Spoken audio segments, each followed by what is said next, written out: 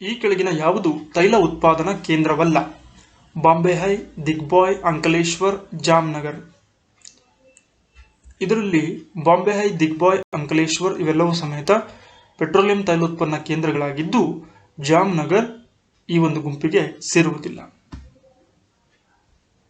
ಈ ಕೆಳಗಿನ ಯಾವ ನದಿಯನ್ನು ಛತ್ತೀಸ್ಗಢದ ಜೀವನದಿ ಎಂದು ಕರೆಯುವರು? ಮಹಾನದಿಯನ್ನ ಛತ್ತೀಸ್ಗಢದ ಜೀವನದಿ ಅಂತ ಕರೆಯುತ್ತಾರೆ. ಈ ಕೆಳಗಿನವುದರಲ್ಲಿ ಯಾವುದು ದಕ್ಕನ್ ಪ್ರಸ್ಥಭೂಮಿಯ ಪ್ರಮುಖ ಬೆಳೆಯಾಗಿದೆ? ಗೋಧಿ, ಶೇಂಗಾ, ದ್ವಿದಳ ಧಾನ್ಯಗಳು, ಹತ್ತಿ. ಇದಕ್ಕೆ ಸರಿಯಾದ ಉತ್ತರ ಹತ್ತಿ ಅಥವಾ ಕಾಟನ್ ಅಂತ ಏನು ಕರಿತೀವಿ ಅದು ದಕ್ಕನ್ ಪ್ರಸ್ಥಭೂಮಿಯ ಪ್ರಮುಖ ಬೆಳೆಯಾಗಿದೆ ನೀಡಿರುವಂತ 4 ಬೆಳೆಗಳಲ್ಲಿ. ಭಾರತದ ಮೊದಲ ಎಕ್ಸ್‌ಪ್ರೆಸ್ ವೇ ಯೋಜನೆ ಯಾವುದು? ಮುಂಬೈ ಪೂನಾ, ಅಹಮದಾಬಾದ್ ವಡೋದರಾ, ದೆಹಲಿ ಗುರ್ಗಾಂವ್, ಜೈಪುರ್ ಕಿಶನ್ಗರ್. ಮುಂಬೈ ಪೂನಾ ಎಕ್ಸ್‌ಪ್ರೆಸ್ ಏನಿದೆ ಇದು ಭಾರತದ ಮೊಟ್ಟ ಮೊದಲ ಎಕ್ಸ್‌ಪ್ರೆಸ್ ವೇ ಯೋಜನೆಯಾಗಿದೆ. ಏನಪ್ಪ ಎಕ್ಸ್‌ಪ್ರೆಸ್ ವೇ ಅಂತ ಹೇಳಿದ್ರೆ ನಾವು ಹೆದ್ದಾರಿಗಳನ್ನು ಕಾಣ್ತೇವೆ, ಅದು 2 ಲೈನ್ ಇರಬಹುದು, 4 ಲೈನ್ ಇರಬಹುದು. ಆದರೆ ಮುಂಬೈ ಪೂನಾ ಎಕ್ಸ್‌ಪ್ರೆಸ್ ವೇ ಏನಿದೆ ಇದು 6 ಲೈನ್ಗಳ ರಸ್ತೆಯನ್ನು ಹೊಂದಿರುವಂತಹ ಸುಸಜ್ಜಿತವಾದ ರಸ್ತೆಯನ್ನು ಹೊಂದಿರುವಂತಹ 93 ಕಿಲೋಮೀಟರ್ ಡಿಸ್ಟೆನ್ಸ್ ಅಲ್ಲಿರುವಂತಹ ಎಕ್ಸ್‌ಪ್ರೆಸ್ ವೇ ಆಗಿದೆ. ಭಾರತದ ಮೊಟ್ಟ ಮೊದಲ ಎಕ್ಸ್‌ಪ್ರೆಸ್ ವೇ ಯೋಜನೆ ಮುಂಬೈ ಪೂನಾ ಎಕ್ಸ್‌ಪ್ರೆಸ್. ಬ್ರಹ್ಮಪುತ್ರ ನದಿಯು ಭಾರತದಿಂದ ಬಾಂಗ್ಲಾದೇಶದಲ್ಲಿ ಹರಿಯುತ್ತದೆ. ಅಲ್ಲಿ ಈ ನದಿಯನ್ನು ಯಾವ ಹೆಸರಿನಿಂದ ಕರೆಯುವರು? ಜಮುನಾ ನದಿ ಅಂತೇಳಿ ಬ್ರಹ್ಮಪುತ್ರ ನದಿಯನ್ನು ಬಾಂಗ್ಲಾದೇಶದಲ್ಲಿ ಕರೆಯುವರು.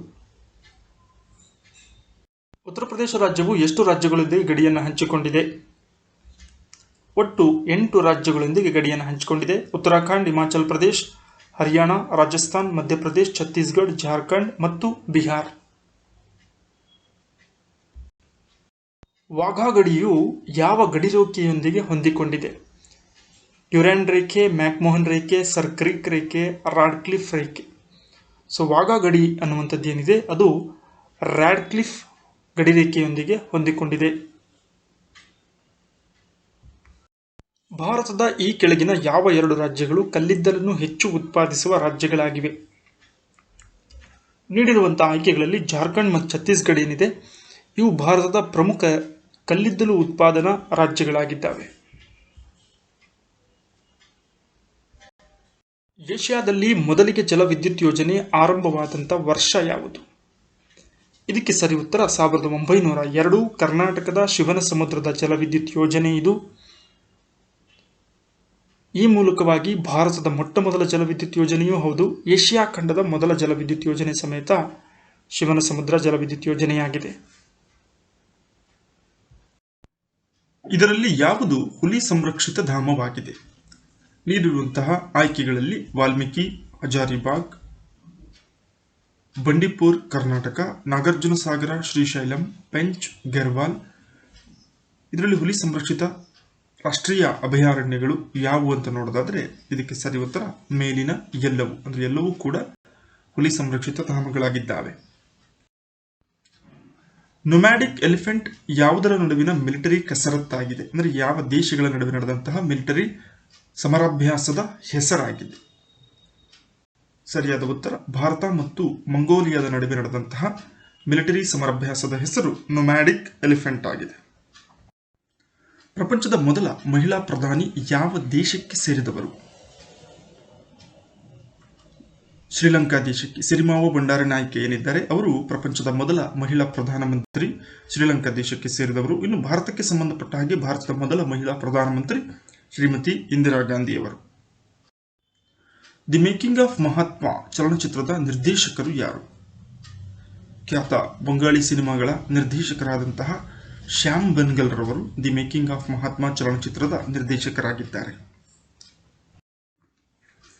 ವಿಶ್ವ ಸಾಕ್ಷರತಾ ದಿನವನ್ನು ಯಾವಾಗ ಆಚರಿಸುವರು? World literacy day.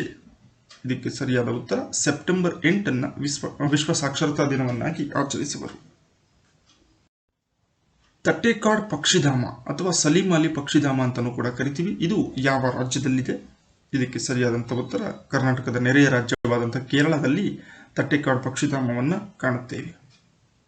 ಭಾರತೀಯ ರಿಸರ್ವ್ ಬ್ಯಾಂಕ್ ರಾಷ್ಟ್ರೀಕರಣವಾದಂತಹ ವರ್ಷ ಯಾವುದು? 1949 ಬ್ಯಾಂಕಿಂಗ್ ನಿಯಂತ್ರಣ ಕಾಯ್ದೆ ಅನ್ವಯ 1949 ಜನವರಿ 1ರಂದು RBIಯನ್ನು ರಾಷ್ಟ್ರೀಕರಣಗೊಳಿಸಲಾಯಿತು. ಆದರೆ ಇದು ಸ್ಥಾಪನೆಯಾಗಿದ್ದು 1935ರಲ್ಲಿ ಹಿಲ್ಟನ್ ಯಂಗ್ ಸಮಿತಿಯ ಶಿಫಾರಸಿನ ಅನ್ವಯ ಇದನ್ನು ಸ್ಥಾಪನೆ ಮಾಡಲಾಗಿತ್ತು. ಭಾರತದಲ್ಲಿ ಅತಿ ಹೆಚ್ಚು ಅರಣ್ಯ ಪ್ರದೇಶವನ್ನು ಹೊಂದಿರುವಂತಹ ರಾಜ್ಯ ಯಾವುದು? ಅರುಣಾಚಲ ಪ್ರದೇಶ್, ಜಾರ್ಖಂಡ್, ಮಧ್ಯಪ್ರದೇಶ್, ಒಡಿಶಾ. ಅತಿ ಹೆಚ್ಚು ಅರಣ್ಯ ಪ್ರದೇಶವನ್ನು ಹೊಂದಿರುವಂತಹ ರಾಜ್ಯ ಮಧ್ಯಪ್ರದೇಶ. ಅದರಂತೆ ಅತಿ ಹೆಚ್ಚು ಹುಲಿಗಳನ್ನು ಹೊಂದಿರುವಂತಹ ರಾಜ್ಯವೂ ಸಮೇತ ಮಧ್ಯಪ್ರದೇಶವಾಗಿದೆ. ಮೀನುಗಾರಿಕೆ ಅಭಿವೃದ್ಧಿಯಲ್ಲಿ ಉಂಟಾದ ಕ್ರಾಂತಿಯನ್ನು ಏನೆಂದು ಕರೆಯುವರು? ಹಳದಿ ಕ್ರಾಂತಿ, ಶ್ವೇತ ಕ್ರಾಂತಿ, ಹಸಿರು ಕ್ರಾಂತಿ, ನೀಲಿ ಕ್ರಾಂತಿ. ಮೀನುಗಾರಿಕೆಗೆ ಸಂಬಂಧಪಟ್ಟಂತ ಉಂಟಾದಂಥ ಅಭಿವೃದ್ಧಿಯನ್ನ ನೀಲಿ ಕ್ರಾಂತಿ ಅಥವಾ ಬ್ಲೂ ರೆವಲ್ಯೂಷನ್ ಅಂತ ಕರೀತಾರೆ. ಇನ್ನು ಆಹಾರ ಧಾನ್ಯಗಳ ಉತ್ಪಾದನೆಯಲ್ಲಿ ಉಂಟಾದಂತಹ ಕ್ರಾಂತಿಯನ್ನ ಹಸಿರು ಕ್ರಾಂತಿ, ಹಾಲಿನ ಉತ್ಪಾದನೆಗೆ ಸಂಬಂಧಪಟ್ಟಂತೆ ಶ್ವೇತ ಕ್ರಾಂತಿ, ಹಾಗೆಯೇ ಎಣ್ಣೆ ಬೀಜಗಳ ಉತ್ಪಾದನೆಯಲ್ಲಿ ಉಂಟಾದಂತಹ ಅಭಿವೃದ್ಧಿಯನ್ನ ಹಳದಿ ಕ್ರಾಂತಿ ಅಂತಲೂ ಕೂಡ ಹೆಸರಿಸುವರು. ಈ ಕೆಳಗಿನ ಯಾವ ಗುಪ್ತ ಸಾಮ್ರಾಟನ ನಾಣ್ಯಗಳು ಅವನು ಕೊಳಲು ಅಥವಾ ವೀಣೆ ನುಡಿಸುವುದನ್ನು ಬಿಂಬಿಸುತ್ತವೆ? ಸಮುದ್ರಗುಪ್ತನಿಗೆ ಸಂಬಂಧಪಟ್ಟಂತಹ ಹೇಳಿಕೆಯಾಗಿದೆ. ನಾಣ್ಯಗಳ ಮೇಲೆ ವೀಣೆಯನ್ನು ನುಡಿಸುವಂತಹ ಚಿತ್ರಗಳನ್ನ ಈತ ಅಚ್ಚ ಹಾಕಿಸಿರುವುದನ್ನು ಗಮನಿಸಬಹುದು. ಇದರಿಂದ ಈತನು ಸಂಗೀತ ಪ್ರಿಯನಾಗಿದ್ದನು ಎನ್ನುವಂತಹ ಮಾಹಿತಿ ನಮಗೆ ತಿಳಿದು ಬರುತ್ತದೆ. ಗುಪ್ತ ವಂಶದ ಪ್ರಖ್ಯಾತ ಅರಸರಲ್ಲಿ ಸಮುದ್ರಗುಪ್ತನು ಕೂಡ ಒಬ್ಬ.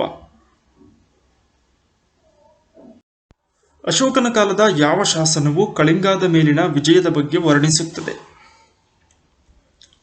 13ನೇ ಬಂಡೆಗಲ್ಲು ಶಾಸನ. ದೇವನಾಂಪ್ರಿಯ ಪ್ರಿಯದರ್ಶಿ ಅಶೋಕ ಎಂದು ಪ್ರಸಿದ್ಧಿ ಪಡೆದಂತಹ ಅಶೋಕ ಸಾಮ್ರಾಟನು ಸಿಂಹಾಸನವನ್ನ ಅಲಂಕರಿಸಿದ 8ನೇ ವರ್ಷಕ್ಕೆ ಅಂದರೆ ಕ್ರಿಸ್ತಪೂರ್ವ 261ರಲ್ಲಿ ಕಳಿಂಗ ಯುದ್ಧವನ್ನ ಕೈಗೊಳ್ತಾನೆ. ಇದರ ಬಗ್ಗೆ ಮಾಹಿತಿಯನ್ನು ನೀಡುವಂತಹ ಆತನ ಶಾಸನ 13ನೇ ಬಂಡಗಲ್ಲು ಶಾಸನವಾಗಿದೆ. ಭಾರತ ಸ್ವಾತಂತ್ರ್ಯ ಇತಿಹಾಸದಲ್ಲಿ ಆಗಸ್ಟ್ 9, 1925 ಈ ಕಾರಣಕ್ಕಾಗಿ ಪರಿಚಿತವಾಗಿದೆ. ಚೌರಿ ಚೌರಾ ಘಟನೆ, ಜಲಿಯನ್ ವಾಲಾಬಾಗ್ ಹತ್ಯಾಕಾಂಡ, ಬಂಗಾಳದ ವಿಭಜನೆ, ಕಕೋರಿ ರೈಲು ದರೋಡೆ.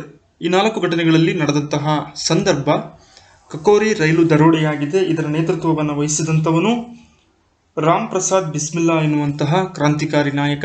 ಈತನ ನೇತೃತ್ವದಲ್ಲಿ ಈ ಒಂದು ಕಕೋರಿ ರೈಲು ದರೋಡೆ ನಡೆಯುತ್ತೆ.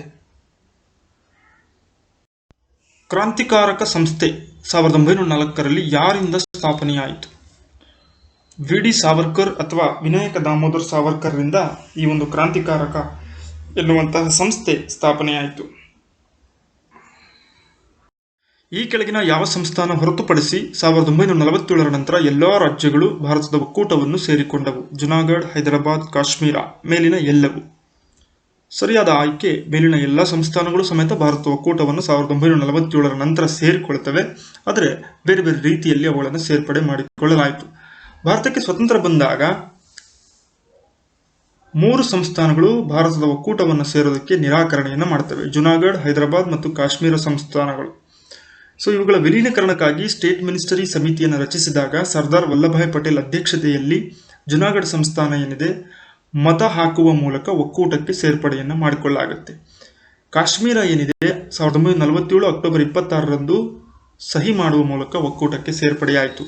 ಇನ್ನು ಹೈದರಾಬಾದ್ ಸಂಸ್ಥಾನ ಆಪರೇಷನ್ ಪೋಲೋ ಎನ್ನುವಂತಹ ಸೈನಿಕ ಕಾರ್ಯಾಚರಣೆಯನ್ನು ಮಾಡುವ ಮೂಲಕ 1948 ಸೆಪ್ಟೆಂಬರ್ 17ಕ್ಕೆ ಭಾರತ ಒಕ್ಕೂಟವನ್ನು ಸೇರ್ಪಡೆ ಮಾಡಿಕೊಳ್ಳಲಾಯಿತು. ಮೊದಲ ಬಾರಿಗೆ ಯಾವ ರಾಜ್ಯವು ದತ್ತು ಮಕ್ಕಳಿಗೆ ಹಕ್ಕಿಲ್ಲ ಎಂಬ ಸಿದ್ಧಾಂತದ ಅಡಿಯಲ್ಲಿ ಬ್ರಿಟಿಷರ ಸ್ವಾಧೀನಕ್ಕೊಳಪಟ್ಟಿತು? ಮಹಾರಾಷ್ಟ್ರದ ಸತಾರಾ. 1848ರಲ್ಲಿ ಲಾರ್ಡ್ ಡಾಲ್ಹೌಸಿಯು ಭಾರತದಲ್ಲಿ ಜಾರಿಗೆ ತಂದಂತಹ ನೀತಿ ದತ್ತು ಮಕ್ಕಳಿಗೆ ರಾಜ್ಯವಾಳುವ ಹಕ್ಕಿಲ್ಲ. ಈ ಒಂದು ಸಿದ್ಧಾಂತದ ಪ್ರಕಾರ ಬ್ರಿಟಿಷರ ವಶವಾದಂತಹ ಮೊಟ್ಟ ಮೊದಲ ಸಂಸ್ಥಾನ ಸತಾರಾ. ಅದಾದ ನಂತರ ಜೈಪುರ್, ಸಂಬಲ್ಪುರ್, ಉದಯ್ಪುರ್, ಝಾನ್ಸಿ, ಮೈಸೂರು ಸಂಸ್ಥಾನಗಳು ಸಮೇತ ಇದರ ಅಡಿಯಲ್ಲಿ ಬ್ರಿಟಿಷರ ವಶವಾಗಿದ್ದವು.